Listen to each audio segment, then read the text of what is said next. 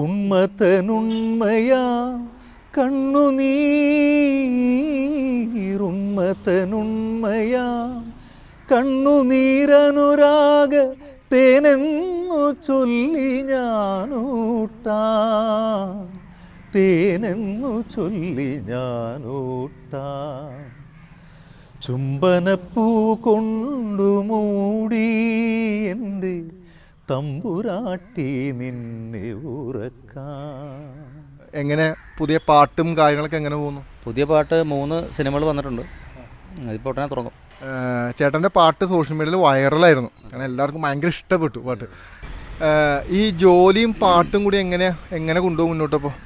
ജോലി അതെപ്പോഴും പാട്ടിനോട്ടുള്ള ത്വര നേരത്തെ മുതലുണ്ട്, അതിങ്ങനെ മനസ്സിൽ കിടക്കുമല്ലോ. ജോലിയുടെ ഇടയ്ക്കും പാടും, അതങ്ങനെ. പ്ലാവിലെ പൊൻതളികയിൽ പാൽ പായസ ചോറുണ്ണുവാൻ, പിന്നെയും പുലർവേളയിൽ കൊതി തുള്ളി നിൽക്കുവതെന്തിനോ, ചെങ്കതളിക്കൂമ്പിൽ നറുതുമ്പിയായി തേനുണ്ണുവാൻ, കാറ്റിനോടു കെഞ്ചി ഒരു നാട്ടുമാങ്കനി വീഴ്ത്തുവാൻ, ഇനിയുമീ തൊടികളിൽ വരവേൽക്കാൻ മോഹം.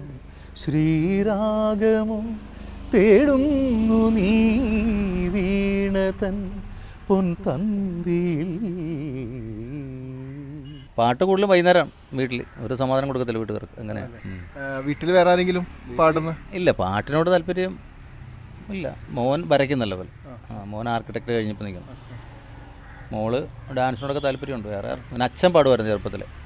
ചേട്ടൻ്റെ പാട്ടുകൾ ചേട്ടൻ ഒറ്റയ്ക്ക് പാടാറാണോ പതിവ്, അതോ ചെറുപ്പം മുതൽ പുറത്തെന്തെങ്കിലും പരിപാടികൾക്കൊക്കെ പാടാറുണ്ടായിരുന്നു? ഗാനമേളയ്ക്ക് പോയിക്കൊണ്ടിരുന്നതാണ്. ഇപ്പോൾ 21 വർഷമായിട്ട് നിർത്തിയതാണ്. ഗാനമേളയ്ക്ക് പോയിക്കൊണ്ടിരുന്നതാണ് നേരത്തെ. പിന്നെ അത്യാവശ്യം ഈ പ്രാദേശികപരമായിട്ടുള്ള സ്ഥലങ്ങളിൽ ഗാനങ്ങൾ പാടും. പിന്നെ പാട്ടെഴുത്തുണ്ട്, അമ്പലങ്ങളിലെ പാട്ടുകളൊക്കെ എഴുതിയിട്ട് നോക്കിയത്. കഥന കാവ്യം പോലെ കളിയരങ്ങിൽ കണ്ട്, കഥന കാവ്യം പോലെ കളിയരങ്ങിൽ കണ്ട് കസ്തൂരിമാനല്ലോ നീ, കസ്തൂരിമാനല്ലോ നീ. കൽപ്പാന്ത കാലത്തോളം കാതരേ നീ എൻ മുന്നിൽ കൽഹാരഹാരവുമായി നിന്നു.